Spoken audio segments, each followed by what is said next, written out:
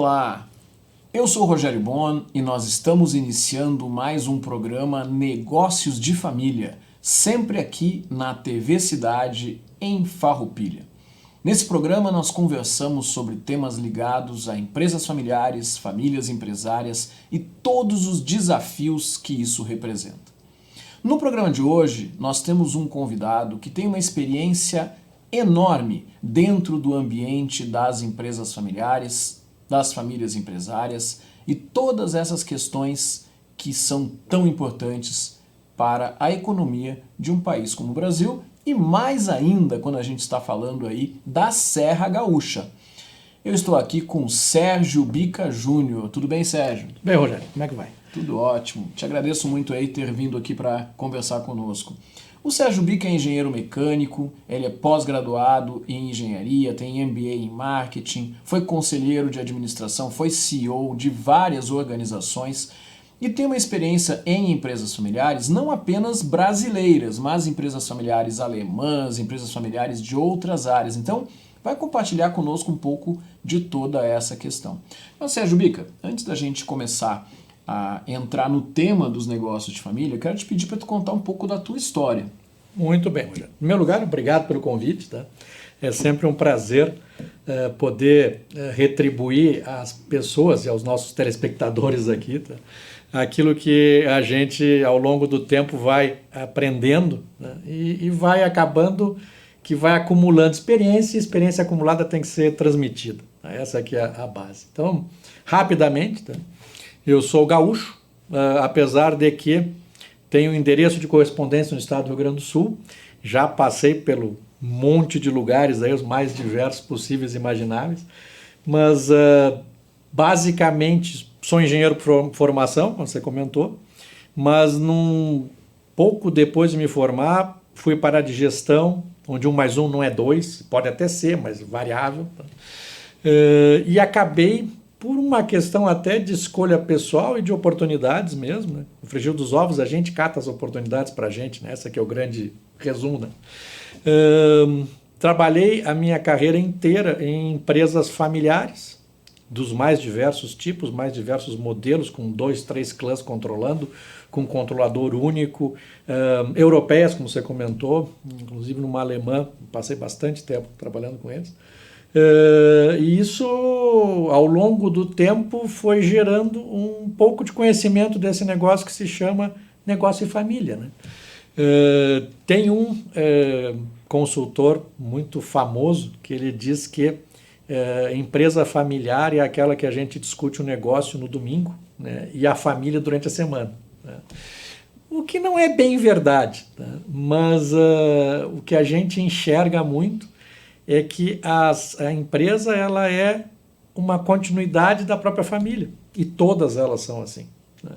Então, nesses meus anos, estive, eu brinco, para lá de Bagdá, literalmente, além de Bagdá, né?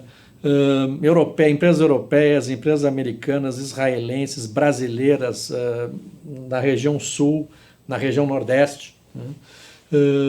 E atualmente o que eu tenho feito, tenho ajudado as empresas a passarem pelo processo de implantação de governança corporativa para fazer a migração de uma empresa única e exclusivamente familiar, onde só a família executa as missões mais complexas, para colocar executivos, para permitir a família ser mais estratégica e menos operacional, e principalmente poder dar um pouco mais de possibilidade de perenidade para as empresas, tá? Para evitar aquela clássica, né, a primeira geração foi bem, a segunda mais ou menos, a terceira não existe mais e vai. Então, resumo é esse. Muito bom. Mas tu tens uma experiência grande com diferentes origens de famílias empresárias e empresas de diferentes países. O que tu diria assim que são pontos semelhantes nessas empresas familiares onde tu atuaste e que tu viste pelo lado de dentro, digamos? Olha, eu separaria em dois grandes, vamos dizer assim, 2 grandes grupos, tá? Existe um grupo que ele tem a empresa como um apêndice da própria família. O que é que significa isso? A empresa e a família, elas se fundem muito na primeira ou na segunda geração, né? Isso é uma coisa muito comum, é aquela família que começou lá o seu negócio, ele cresceu, ele continuou crescendo, mas ela continua tendo no negócio uma extensão da própria família. Existe um outro grupo que a coisa já não é bem assim. Existe o fundador, sim, existe a família que está pertencendo àquilo, mas não existe esse amor puro pelo negócio. É mais um negócio, é mais uma coisa que eu estou tocando. Brasil é muito mais esse estilo do primeiro grupo, muito mais do estilo da extensão da família ou próprio negócio. Com todos os choros, com todos os amores, com todos os dissabores, com toda a confusão que é gerir uma família, gerir um negócio. Quer seja Brasil, Europa é a mesma coisa, Estados Unidos é a mesma coisa. Em algumas regiões do mundo, a coisa é um pouco diferente porque a sensação de família é diferente. Uhum. Tem a ver com a formação do próprio povo. Tá? Então, em alguns países, as empresas elas dissociam da família e elas passam a ser um ente separado, o qual a família tem uma ingerência sobre e tudo mais, mas eles lá e nós aqui. Tá? Mas o que é comum é esse amor pelo negócio, e o que é mais comum ainda é a dificuldade da segunda e da terceira geração terem o mesmo amor da primeira.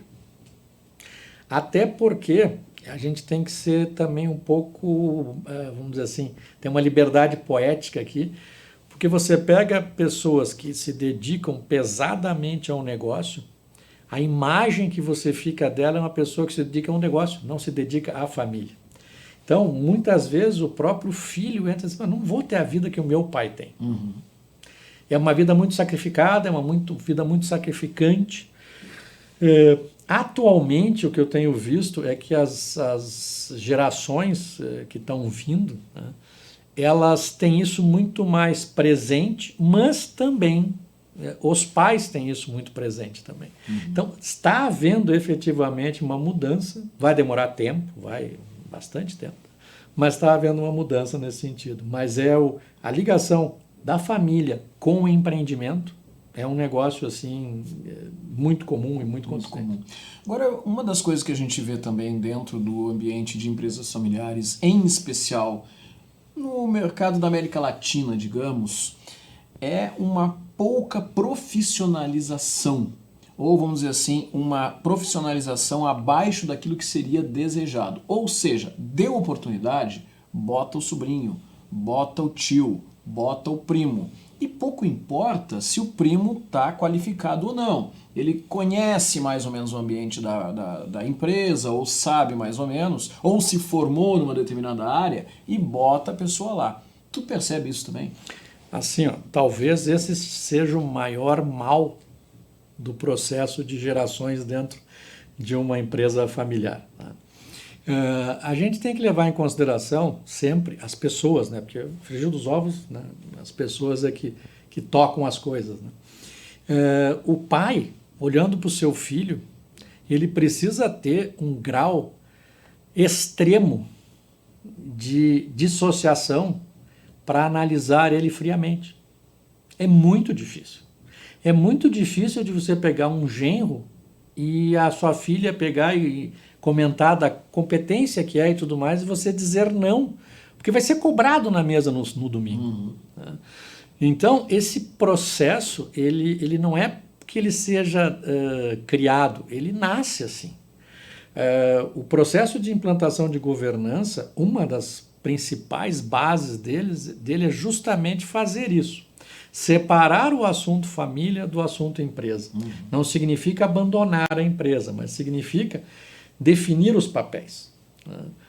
Definir os papéis significa o seguinte, significa você, e aí não adianta, tentar fazer sozinho não funciona, os exemplos estão aí aos montes. Tem que ter um olhar externo. Tem que ter um olhar isento. Meter a colher, exatamente. Tem que ter um olhar isento, um olhar externo, uma conversa muito forte com as pessoas que compõem a família para identificar o que elas querem com isso. Uhum.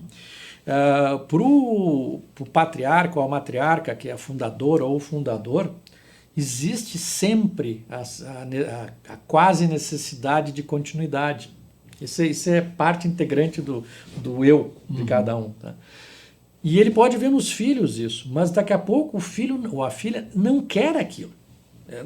Numa empresa que eu ajudei a implantar o processo de governança, para vocês terem uma ideia, é uma empresa relativamente grande, na realidade é um grupo empresarial, eles na época faturavam mais de R$1 bilhão, e eles estavam no passar da segunda para a terceira geração, já com a terceira geração dentro das empresas e criando problema. Problema por quê? Porque você tinha uma pessoa na área financeira que queria ser dentista.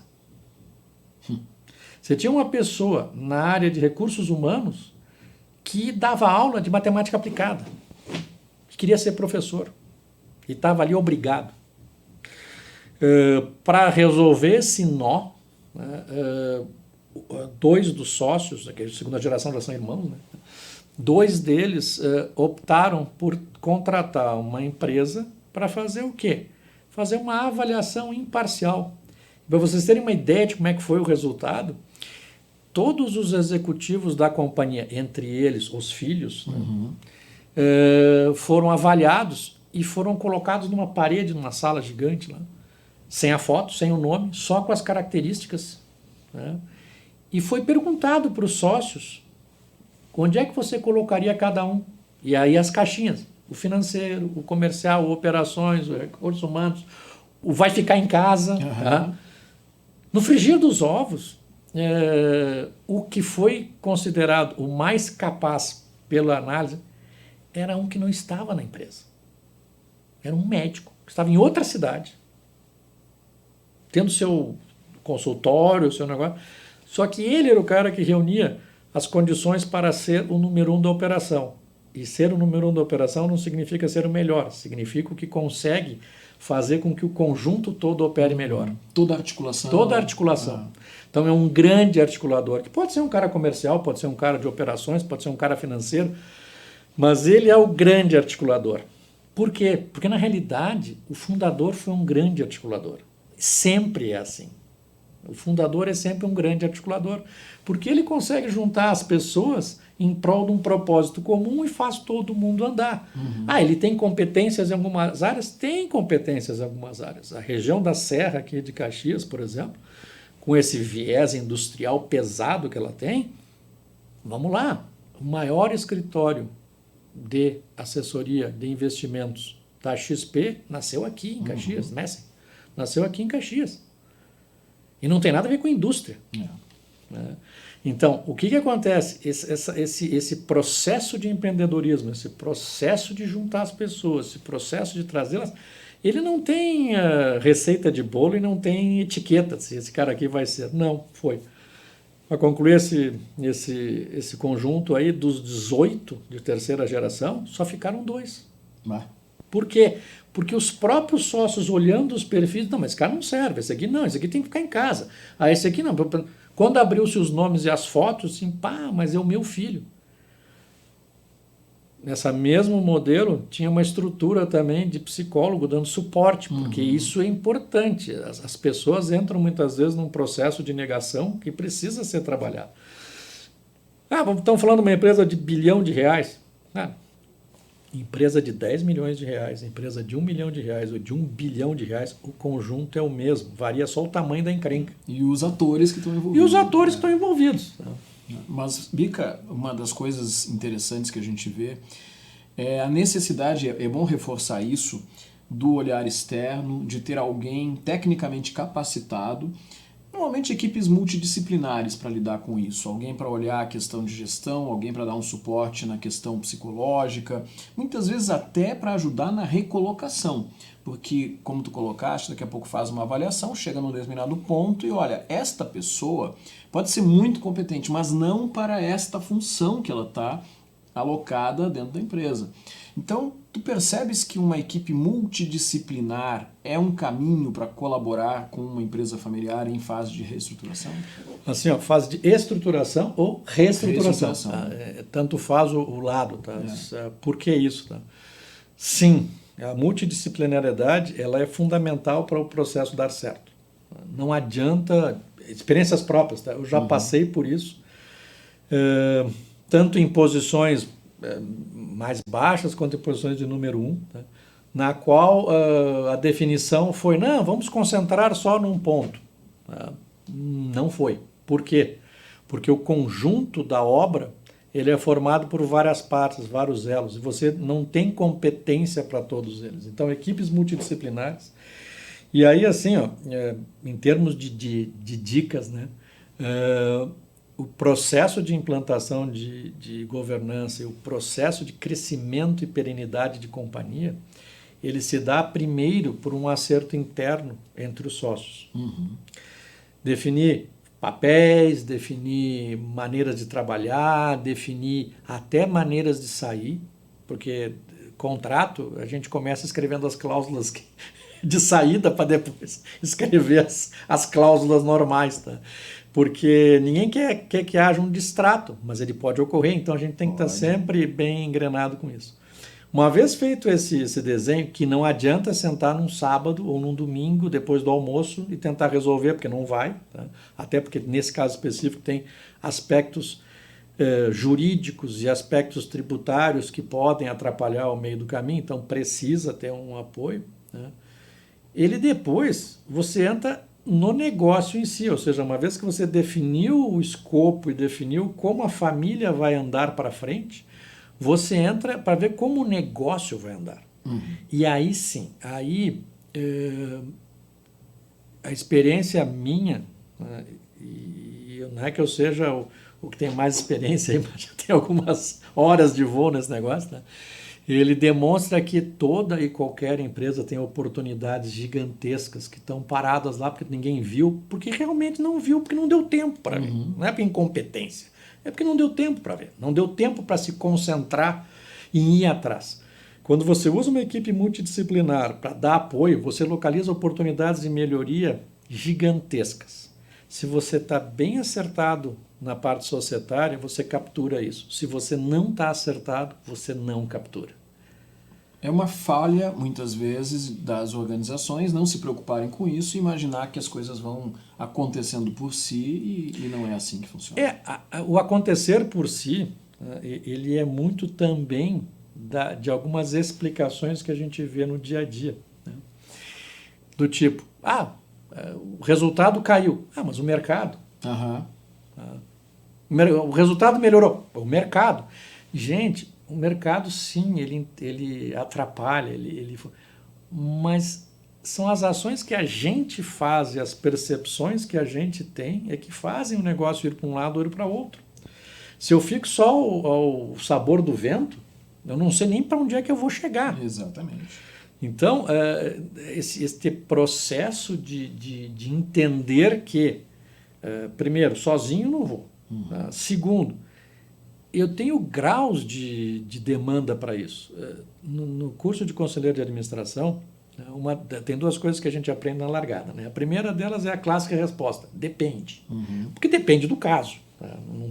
Não tem solução no detalhe. Tá? Bolo é bolo, mas tem trocentas mil receitas possíveis. Tá? Cada uma pelo gosto do freguês, né? E pela capacidade de execução de quem está fazendo. Então, mas o processo de governança, ele existe desde a lojinha que vende X na esquina até uma empresa de bilhões de reais listada em bolsa. Vão diferir os players. Né? Aquele cara que está ali vendendo o X dele e tudo mais, se ele perguntar para o cara que é o advogado que vem comer um X, alguma coisa, porque ele está vendo, ou para o contador, que ele sabe que é contador, ele está exercendo esse processo de governança, ele está se municiando de competências de outros. Ele criou um conselho informal. Ele criou um conselho informal. Então, essa história que diz, a minha empresa é muito pequena para ter um conselho, esquece isso. Né? Não é pequena, é só você tem que ajustar as demandas para o que teu tamanho, né? Sérgio Bica, a gente está chegando ao final do nosso tempo de entrevista. Eu gostaria de te pedir para tu deixar uma mensagem para as pessoas que estão nos vendo aí pela TV Cidade aqui de Farroupilha. Bom, gente, assim, ó, negócios de família, né? É um negócio, né, que começa em casa e termina em casa. Né? O que eu gostaria de deixar aqui é assim, ó, jamais desistam. Tá? Não existe coisa pior na vida do que a gente voltar para casa e dizer, pá, se eu não tentei, devia ter tentado. Tá? Esse processo de crescimento, esse processo de andar para frente, né, ele funciona muito ouvindo as outras pessoas. Não significa concordar com tudo, mas ouvir e ouvir ativamente, ou seja, não ouvir por ouvir. Tá? Então, para os pais e os filhos que estão num processo de transição aí, né, eu diria assim, ó, ouçam o pai e ouçam os filhos. Né? Mas procurem alguém para dar uma ajuda, para traduzir esses ouvires de forma a construir uma ponte importante e fazer esse negócio dar certo para frente. Acho que esse é o grande mote. Muito obrigado, Sérgio Bica Júnior, um grande conhecedor desse ambiente das empresas familiares, dos negócios de família, por ter estado aqui com a gente hoje. Eu que agradeço, Rogério, à disposição, que precisar, estamos por aqui. Muito bem. Você sabe, todas as segundas-feiras às 19 horas nós temos um encontro marcado aqui na TV Cidade de Farroupilha para falar sobre negócios de família. Se você quiser ter a sua marca aparecendo aqui na frente, entre em contato conosco. É possível você ser um apoiador, ser um patrocinador aqui do programa Negócio de Família ou de outros programas aqui da TV Cidade. Nos vemos segunda que vem. Tudo de bom. Até lá. Tchau, tchau.